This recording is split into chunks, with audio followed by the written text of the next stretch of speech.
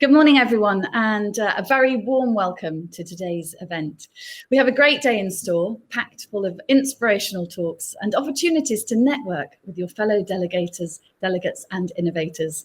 The team here at Rail Technology magazine has worked tirelessly to create a platform to unite our sector's dynamic leaders and forward thinkers. Perhaps you've been to one of our RTM virtual events previously. Maybe you've been to a live TCR event run by the same team, or perhaps you're an entirely new guest to us. Regardless of your past experience, we're very glad that you're here today. Welcome to our community. I use the word community because the team at RTM are creating much more than just a one and done virtual event.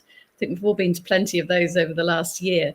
Instead, they've taken the time to weigh up what really matters to you, our audience, and build a platform designed to give you all of those opportunities in one place and for more than just the running time of the event.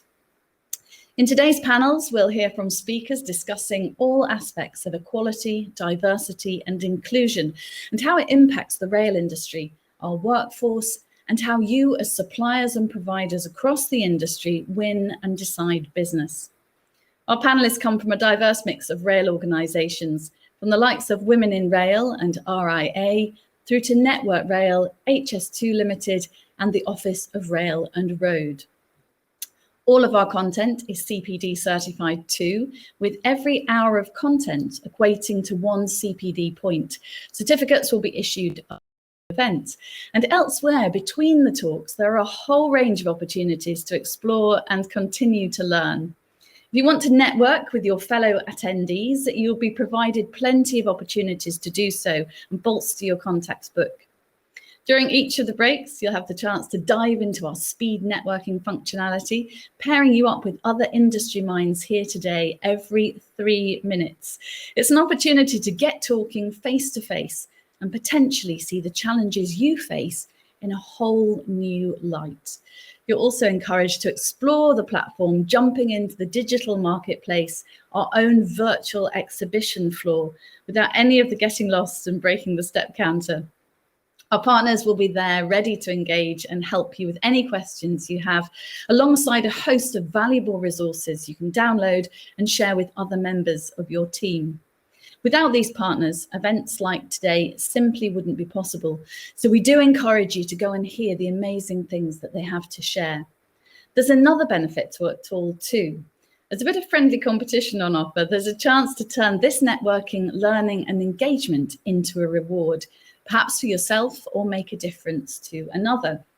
Our gamification system has an active leaderboard, keeping track of the work you're doing, and come the end of the day, those who finish first, second and third will earn themselves a choice of reward, either Amazon vouchers, a donation to a charity of choice, or the planting of an equivalent number of trees. That's a total of 250, 150 and 100 respectively for each of the positions. So make sure you're getting involved to be in with a chance. You have to be in it to win it. Finally, as we prepare to hear from our first speaker of the day, do remember to share the great things you hear throughout on social media. Using the hashtag RTM365, that's hashtag RTM365, let's see if we can get today's event trending and show off the very best of what the rail industry can achieve when it comes together. So first up to our virtual stage today is Network Rail's Director of Diversity and Inclusion, Loraine Martins, OBE. Loraine took up the role more than 8 years ago and has overseen significant change. This has included building new inclusive values, behaviours and cultures into the organisation and creating a more open environment for Network Rail's hugely diverse and talented workforce. So Loraine, I'd like to hand over our virtual stage to you. Thank you very much, Helen, for this very generous welcome, and it's a real privilege to be giving a keynote presentation for this conference on diversity and inclusion. As Helen said, I've been here in Network Rail for over 8 years, and if you'd asked me at the start of my career at Network Rail whether I'd be at a conference that's talking about diversity and inclusion in the railway, that's looking at recruitment of diverse talent, looking at accessibility for our passengers, thinking about procurement, culture change and leadership, and how we look at our data as an industry. I wouldn't have thought it was possible, although I would have wished for it. So it's really great to be here today. And I really do hope, I'm looking forward to our panel discussion a bit later. So I'm talking about recruiting a diverse workforce, and I'm going to use Network Rail as a corollary. So please do get your questions in. So the next slide really talks about what we do as Network Rail, and you'll be familiar with us. We have something like 43,000 employees, 118,000 contractors, 2,500 stations that we manage, 20 of them in the major cities and terminuses.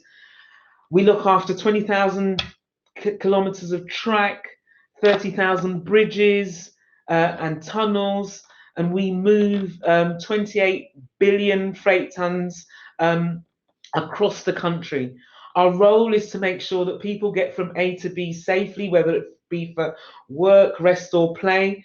And you know, if you've been like me during the lockdown, you'll have enjoyed the shopping and our work matters. We get things to you. We move our freight, we move your white goods and all of those things. So what we do really matters. We are a traditional organisation in the sense of traditionally male organisation.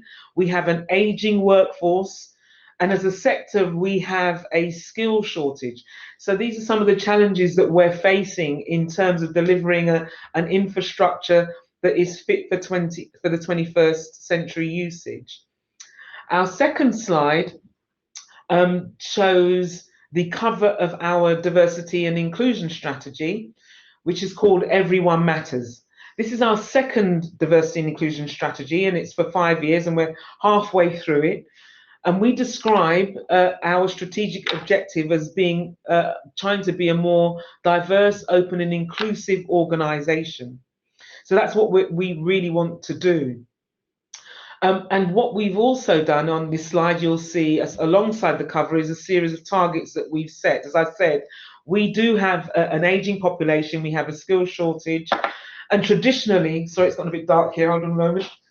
Traditionally, we have had people be recruited through that male lineage. So father, son, brother, uncles, that's tend to be where people have come into rail.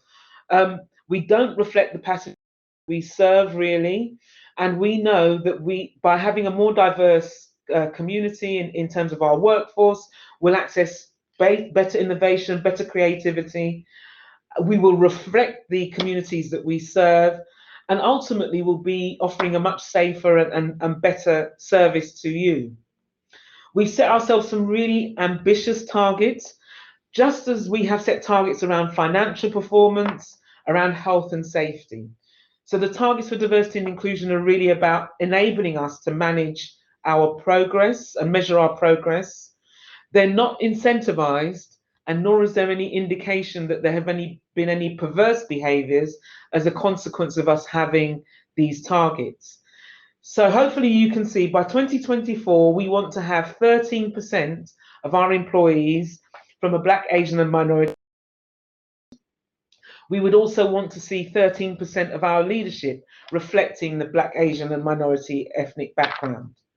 This figure is based on the census from 10 years ago, so we may change the target once the census details have become more public, the recent census that we've just had.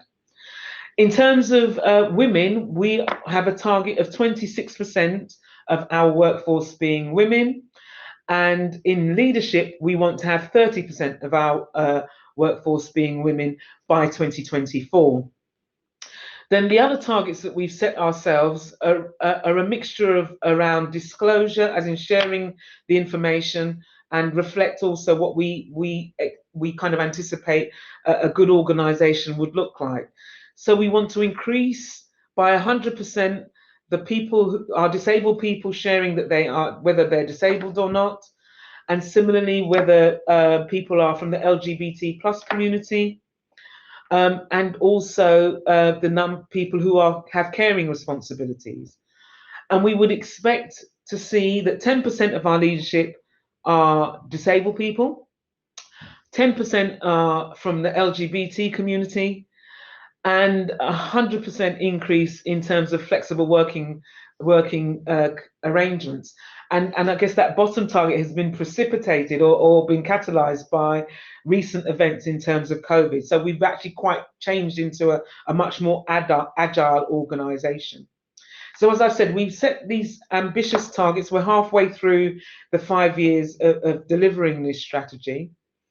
And we've got a way to go. So we're making progress. And the next slide will show you some of the things that we look at.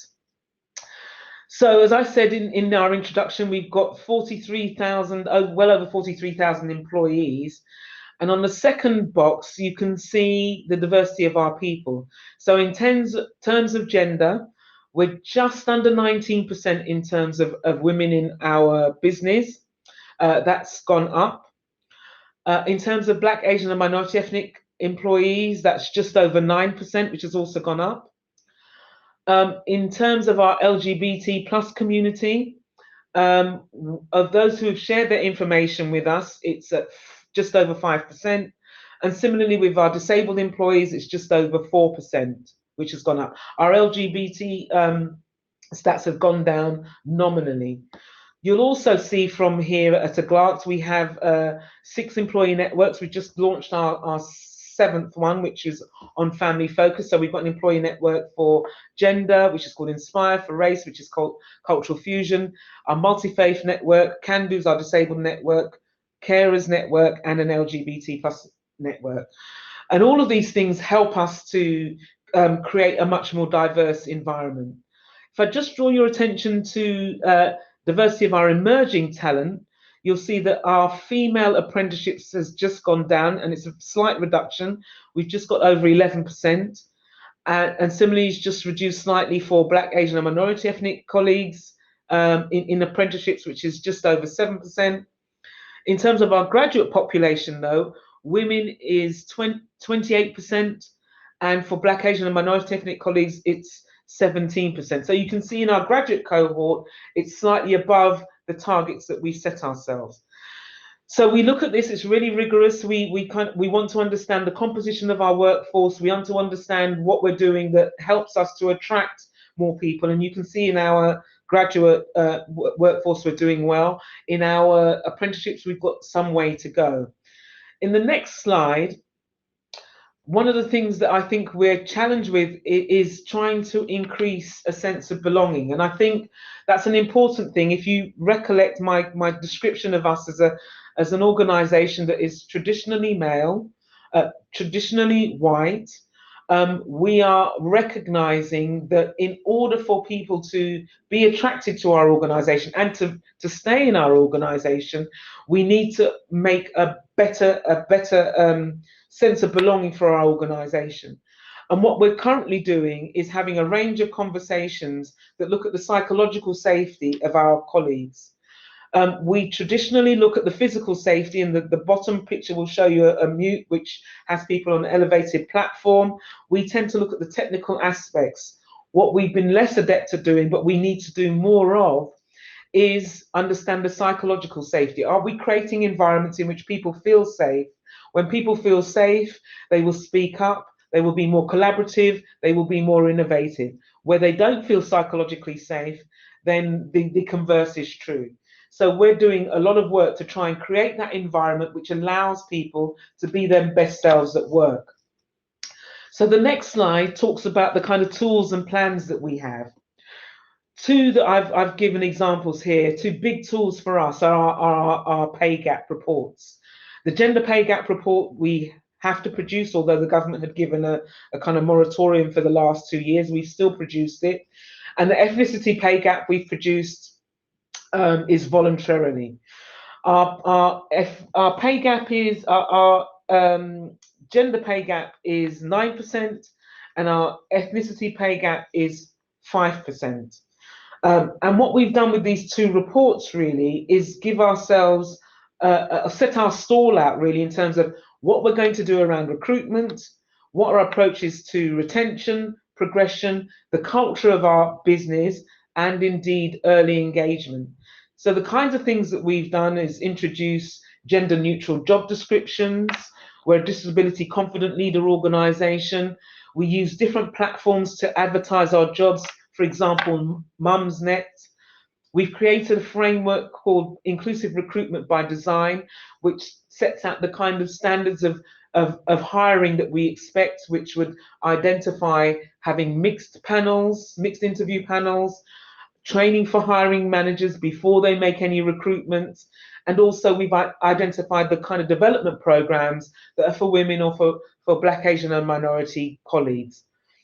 All of these activities and initiatives really are there to create an environment in which people can be included, they can be themselves, and they can get that sense of belonging and therefore deliver for us in terms of our ambitions.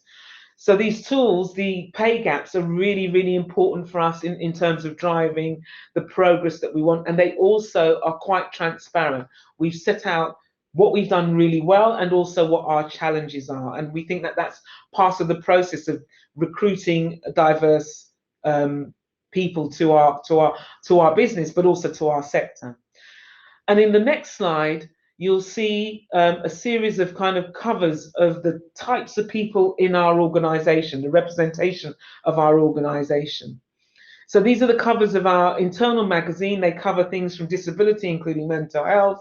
We've covered race, we've covered gender as a business. And this is, in a sense, a regular feature. The diversity of our people is a regular feature of our communication internally and externally.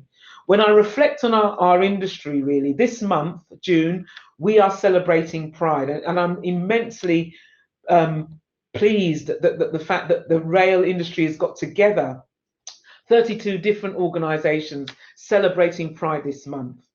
We marked Carers Week at the beginning of this month with a conference, and again, that was cross-sector, looking at the responsibilities of carers and the kind of support that we can deliver.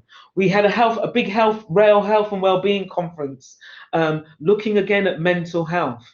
Women and Rail and the Rail Industry Association have produced a charter, an equality and diversity inclusion charter, which a number of us have signed up to, which we're using as a means of celebrating our diversity, but also holding us to account.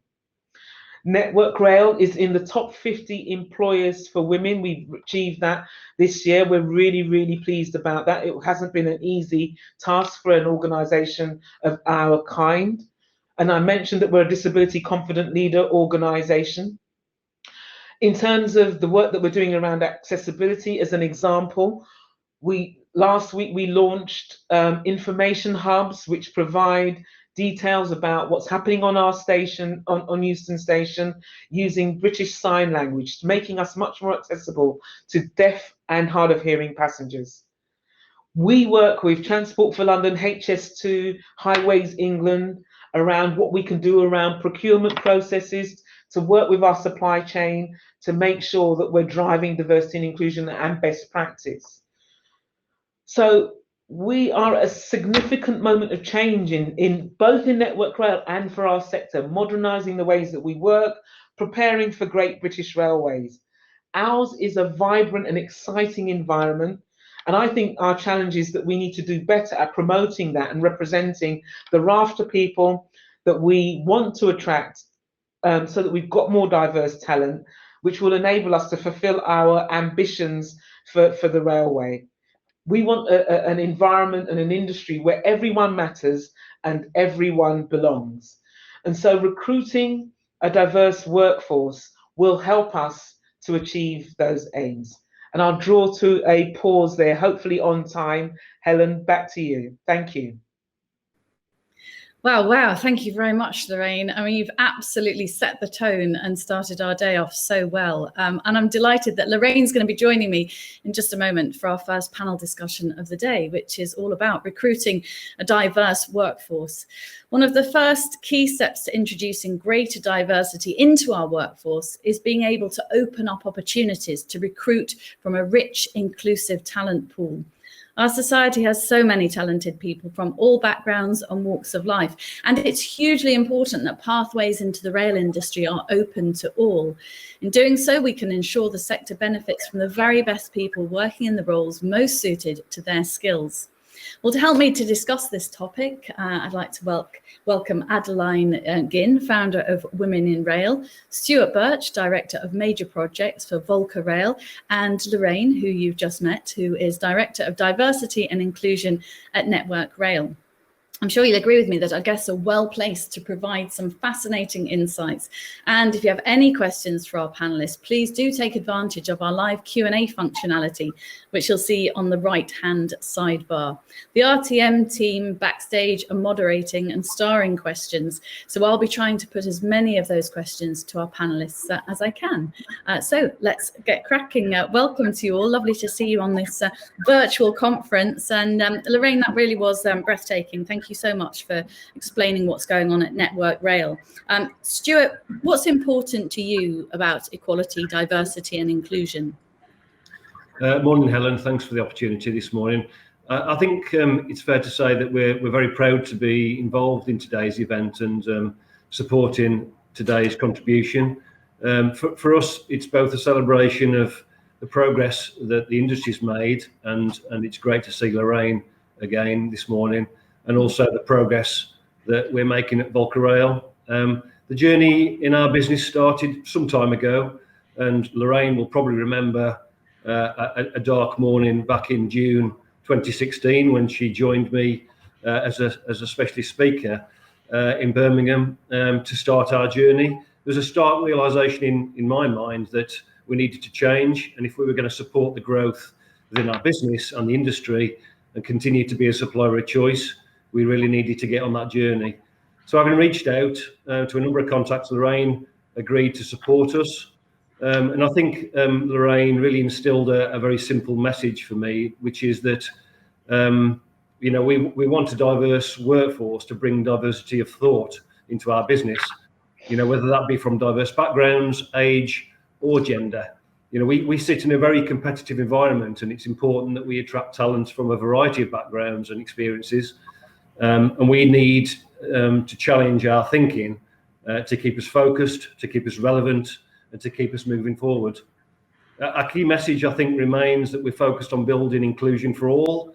And this means that whatever your background, sex, sexual preference, religion, race, ability, or any other defining characteristic, we seek to ensure that you feel welcome and included within our business.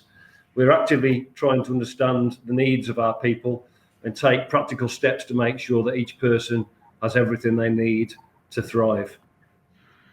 Let's bring Adeline into the conversation if we can. I hope I got your surname. I meant to check it, Adeline, before. Are you Ginn or Ginn? I'm Ginn. You're Ginn. I thought you were Ginn, so I sort of tried to fudge that. But just set the scene as far as you're concerned and explain to us why it's important to you to promote ED&I in UK Rail. Well, first, thank you very much for having me there. It's fantastic to be there, and I feel very honoured to be on the panel with Loraine, who used to be a trustee of Women in Rail, and she was one of the first women joining me in that journey. So it's a real privilege and a very inspirational woman. Well, it's as Stuart was saying, diversity is a fact of life in the UK. It's modern Britain, and business industry should reflect the communities they serve. I mean, to be a fully performing industry, especially in the post-COVID world, and recover quicker from the pandemic, I think it's very important that the railway understand its customers and serve the needs of the public that it serves, and embrace the diversity of its customer base. And that can't happen without a diverse workforce. It's if people making the decisions in rail are representative of the public that we connect, then we can therefore give it a true voice and make decisions that are right for that public and right for the industry. Diversity and inclusion is it's not just about fairness, it's about also better decision making and economic performance. And the risk that we have seen in various surveys as a result of the pandemic is that some companies are tempted to put ED&I on the back burner, but in fact, they should be the opposite. They should really put it in the front line. And there's a fantastic McKinsey report on this saying companies and industries, I would say, that put ED&I on at the forefront of their business priorities are much more likely to make the right decision and recover quicker. And I think that's quite important. So there is that element. But of course, there is the ethical. Our diversity is a wonderful thing, and it's important that we embrace it, as Loraine and Stuart were saying. And that means looking at our workforce and making sure that it's fully diverse, that everyone feels welcome, they can be themselves and contribute to the future of our sector and decision making. Gosh, it feels so obvious, doesn't it, to people like us when you say to make everybody feel welcome and included, and yet we have to have debates to make it happen in some areas. Loraine, I love a stat. So I was quite excited when you were talking about how many miles you serve and 118,000 contractors and 43,000 plus staff. I mean, it's clear from your presentation, which was quite breathtaking, actually, the progress that's been made, and you admitted there's still a way to go. What do you think is getting in the way for companies of palpable progress? I think not enough of us have a proper strategy. So we're kind of feeling our way around it and doing stuff. So we've not aligned diversity and inclusion to the business. And for me, that's a really important thing, because that gives clarity and line of sight of why diversity and inclusion is really important. Adeline talked about informing our decision making and responding to our customers. And if we haven't got that line of sight, then we're not going to make any progress. Similarly, if you don't set out what your stall is, you won't know where you're going in the direction of travel. And so for me, that strategic approach is really, really important. And I think the other thing that's kind of getting in the way is a little bit of fear, and that fear manifests itself on a continuum. Fear of doing the kind of wrong thing, offending people, and kind of getting it wrong. And the other fear is that you in some way you're diminishing standards, or you're recruiting people just because they are women or they're black or they're disabled. And I think we need to address both those ends of the continuum head on. I think good words there. I mean, Stuart, we benefited from listening to Lorraine's keynote speech at the beginning and her slides, and we got a really clear picture of what's going on at Network Rail. Tricky for you because you've not got your slide deck and 15 minutes to explain, but can you give us a flavour of the sorts of things that are going on at Volker and what you're doing there? Yes, of course. I think that we've taken the time to celebrate kind of the diversity that we've already got within our team since we've been working on this journey for sort of the last 5 years, and a huge part of that diversity's played in the success that we've achieved to date. It's only right that we, every one of us is treated in the same way, and that we treat people with dignity and respect, as we've talked about already this morning. And we should embrace the fact that we're all unique, and very much that defines us and makes us who we are. We are taking great strides in moving forward, valuing diversity in the widest sense, but there is very much more to do. And I think VolkerRail, we're very pleased that most recently we've been listed as Inclusive Employers Award as Engineering Company of the Year, which is really a sign of progress we're making, not that we're complete and finished, and also been named as in the top 10 of the most inclusive employers across the industry. So there's much to do. Our focus remains on the challenge in hand, and I think I would say, Helen, our biggest challenge is making sure that we, through the strong leadership that we have in VolkerRail and the Volker Vessels UK board, and the local business units, that they sponsor and support with steering groups the use and the rollout of new inclusive leadership training for the top 300 senior staff within our business. So that's making sure that everybody steps up, aligns around a strategy, as Loraine talks about, and takes direct responsibility. We've launched a series of online live debates, leadership roundtables, where key members of our leadership team, including our chief exec, exec, CFO and our MDs, join together and answering questions in an open forum relating to ED&I. The next one is in a week's time, for example, and it's Pride Month, so we'll open with a table discussion around how we're improving support for recruiting and retaining, encouraging openness around our LGBTQ plus community. So much to do, but we're making good progress, I think it's fair to say, Helen. Much to do, but congratulations. I mean, it sounds like you really are making some fantastic progress there. And as you said, it's very important, isn't it, that all of this comes down from the top. I mean, if you haven't got your top leaders on board with all this, I would imagine it's very difficult to make change. Adeline, what specific action do you think that companies can take to promote ED&I within their own workforce?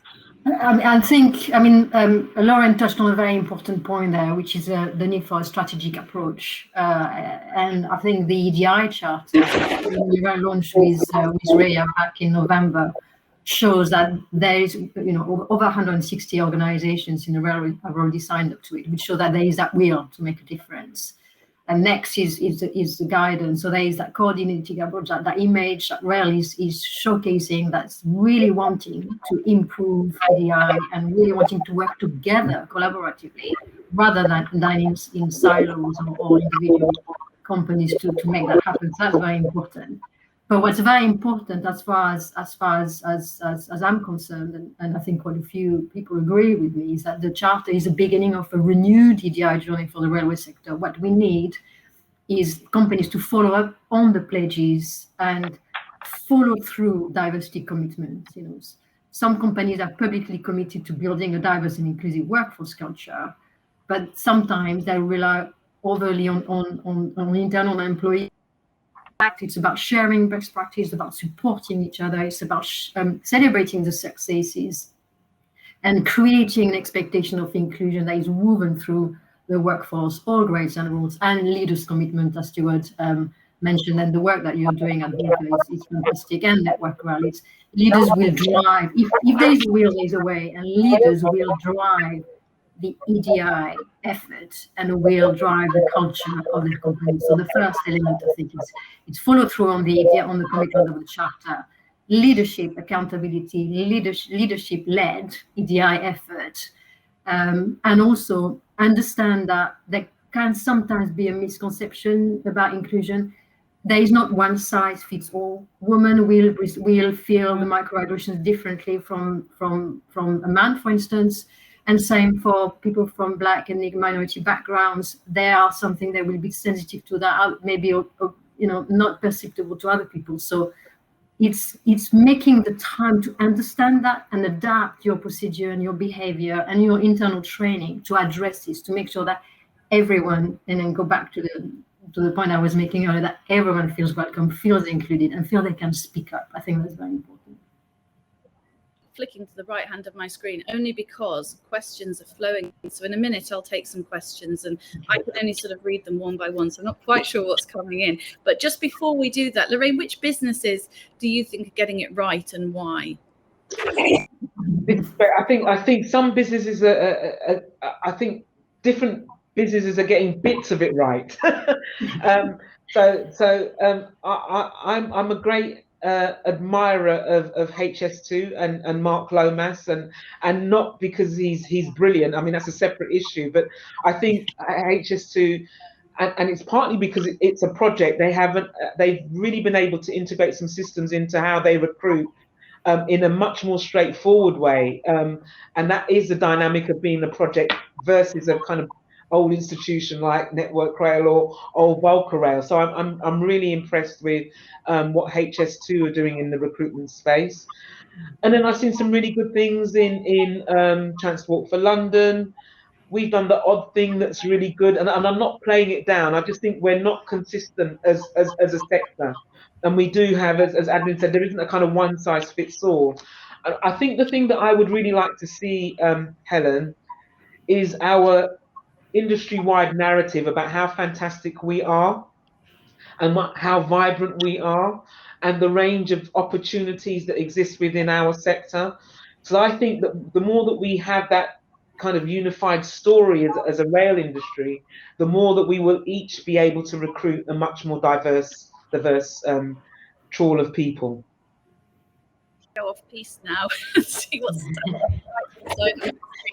Ellie has just messaged to say, as you say, there's still a way to go in terms of increasing the diversity of the workforce, but great to see that the data is being recorded and monitored. And then from Paul, this is a question that perhaps might be good for you, Stuart. Should we be setting and more widely publicising industry-wide ED&I targets rather than individual company targets in order to set success benchmarks for the industry, especially in light of the recent RIRG framework? These can then be adapted to ensure improvements on an individual company basis, whether that be by standardised role functions or I'll leave that one with you. I think it's a really interesting point, and I'm certainly open-minded to that suggestion that we take a firmer line in setting strategic targets and how each of those businesses contribute towards that. I think demographic and the way that businesses operate and whether they're physically located has a significant impact on that. We continue to set internal targets, and we're not quite where Network Rail are yet with the level of women in rail, for example. We're only touching 20% right now, but we have aspirations to grow that greater. And our workforce from ethnic minorities is at 6%, not 9%. So, but that's an improvement from where we were. I'm very much open-minded and supportive of a harder-hitting campaign with national, industry-wide, or even sector-wide targets that people can build strategies around.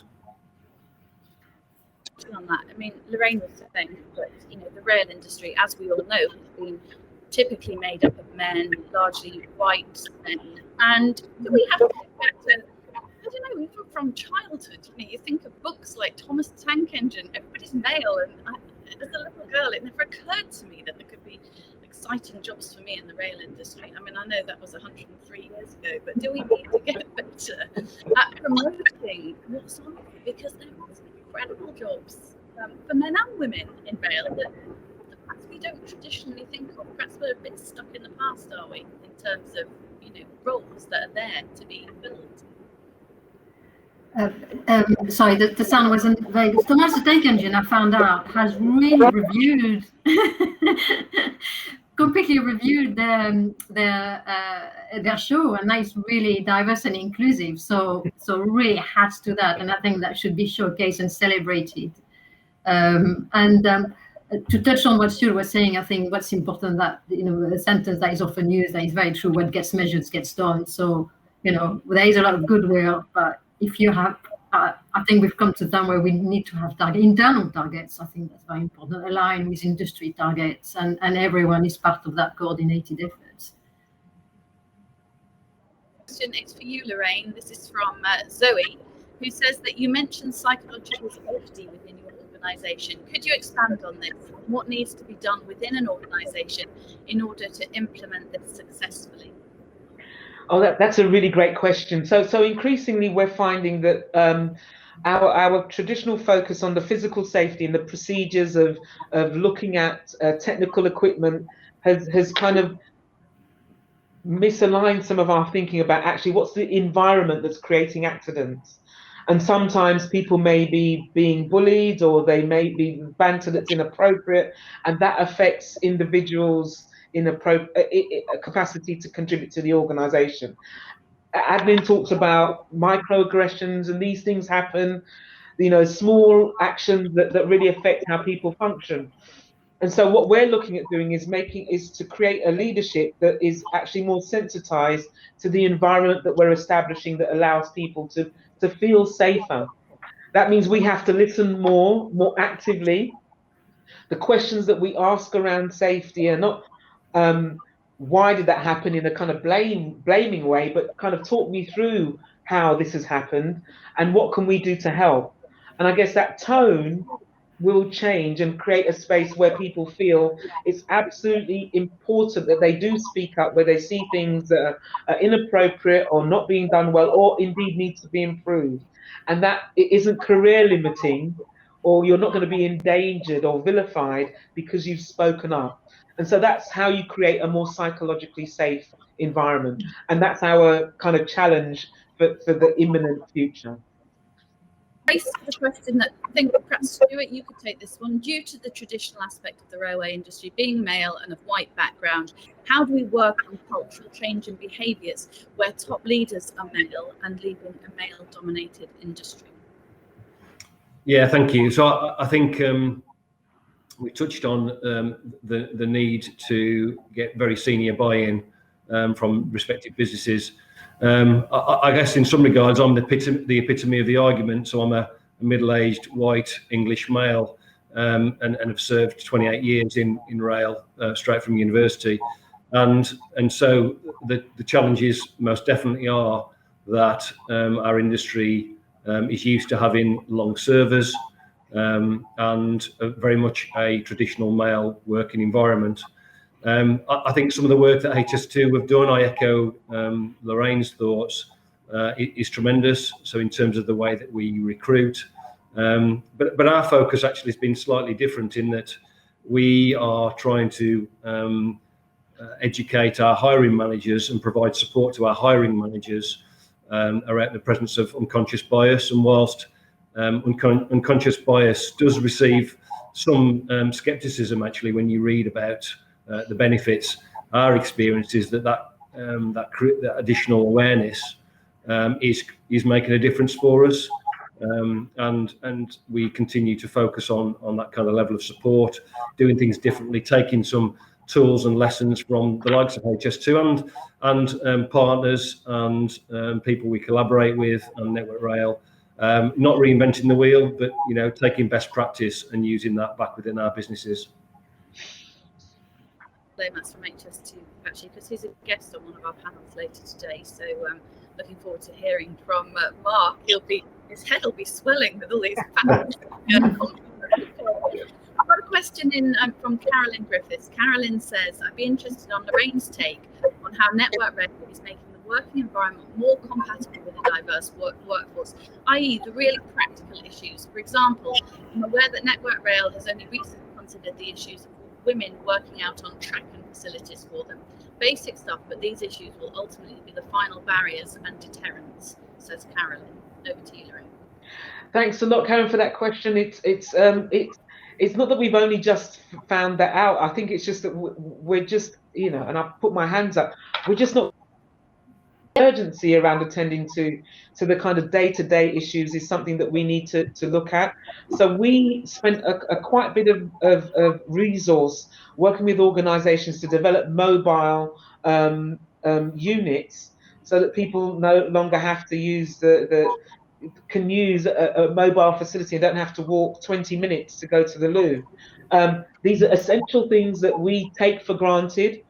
And in looking at that, actually, that's something that we need to elevate in terms of our agenda. So it's absolutely right. And the thing with having those units, which we do have now, what we haven't done is roll them out across the business, is that once you do that, that impacts on everybody. It gives people dignity and respect.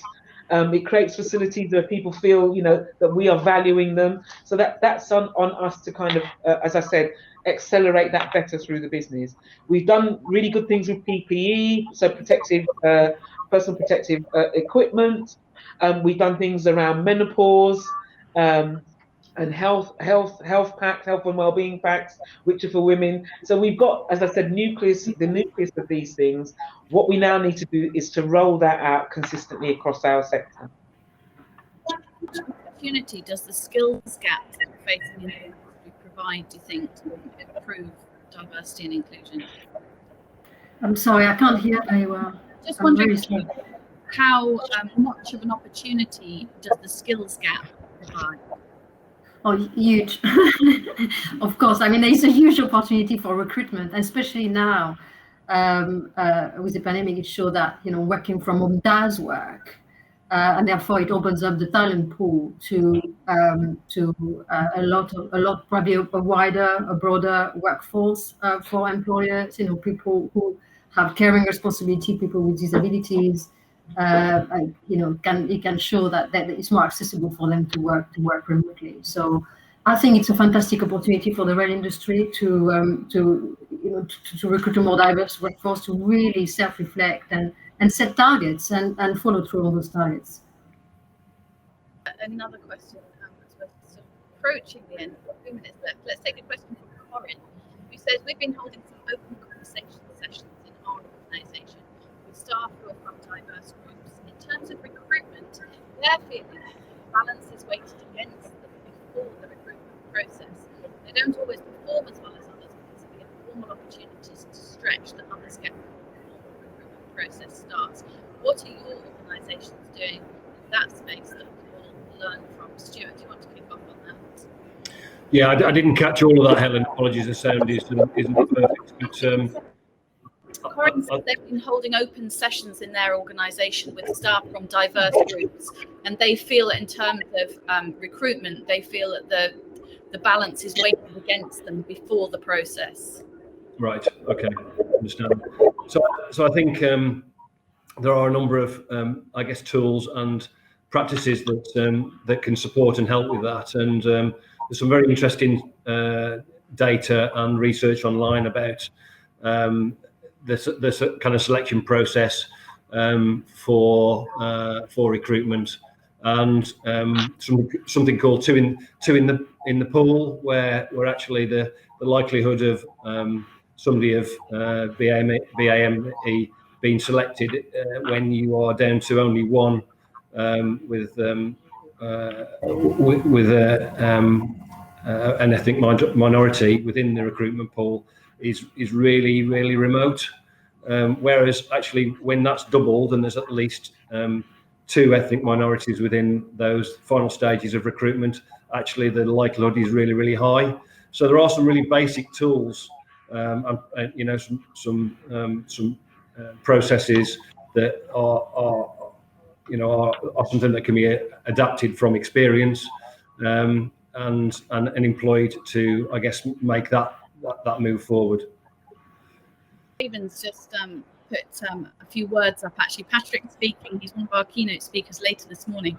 Patrick says, great and very honest observations, Loraine. Our recent research highlighted how little the positive aspects of work opportunity are promoted, especially to young people and underrepresented groups. Hope to touch on some of these topics in the speaking slot at 11 and look forward to supporting a campaign in this area. Promotion is a key factor here. Helen, Patrick, thank you for leaving. And let's end, if we may, on Catherine. Catherine's asking if any of you have any stories of where you've seen a greater diversity of thought at senior levels, leading to better decisions for the railway. She says that sharing the positive stories can be really helpful in bringing this to life. So she's looking for any stories where you've seen a greater diversity of thought at the senior level, leading to better decisions for the railway. Loraine, perhaps? I saw Stuart nodding, she said, not that I'm passing it on. I'm not in agreement. Yeah, I mean, from my perspective, I think we've talked about less so around, I guess, ED&I, but certainly around reverse mentoring. And when you apply reverse mentoring and you then include diverse individuals from diverse background, you get a really different edge. And we've had some experiences where people like myself, middle-aged male, 27, 28 years in the industry, are thinking very conventionally, very traditionally, and perhaps are a little out of touch, being honest. So I think that reverse mentoring and adding the additional edge around people from diverse backgrounds makes a huge difference. I think, I'm really pleased that Stuart said that. We've embarked upon the reverse mentoring session for our executive leadership team, and it has been really influential on their thinking. The other things that opportunities are around listening exercises with your employees, and that's particularly for senior leaders. So that can be focus groups, that can be your voice surveys, but being very intentional about getting ideas, from groups who are different. So use your employee resource groups, use your diversity and inclusion champions or ambassadors to help your thinking, and that reaching out to others that are different to you helps to broaden your aspect and your understanding of how the world might be seen through other lenses. Our final thoughts, with your founder of Women in Rail hat on, Adeline, your final thought, leave us with a final thought to end our discussion today, perhaps hopes for the future. Well, I would say the rail industry has done amazing work in the last few years. It's definitely raising awareness to the need to have a more diverse and balanced workforce for the right reason. And there is definitely a willingness to change now. So let's do it. Let's just continue our effort. Let's just work together. You know, as Loraine used the word consistency and unicity of message. I think with the charter we've got that. Let's just act upon it and show that we mean. We really mean it. We're really committed and get it done for the benefit of our workforce, for the benefit of our industry, and lead the way compared to other industries to show how it's done and how the railway can really be true to its commitments. Very much. What a great first discussion. My thanks to Adeline, Stuart and Loraine for their insights, and to you actually for bringing so many questions onto our screen. It was great to really open up a good conversation. Well, next up, our first networking break of the day, a 10-minute breather for you to digest everything we've already heard, explore the platform, or perhaps try out our speed networking function to chat to other delegates. Remember, our gamification tools are in play, and connect with your fellow delegates in speed networking and the meeting hub and earn points. Visit our event partners in our digital marketplace, collect more points, and be in with a chance of being one of our winners at the end of the day. Our next panel will begin at, I'm just checking the time now, I think it'll be just after 10:40 because we're taking a 10-minute break, and we'll be discussing access for all. So I shall look forward to seeing you in 10 minutes time. Join me then.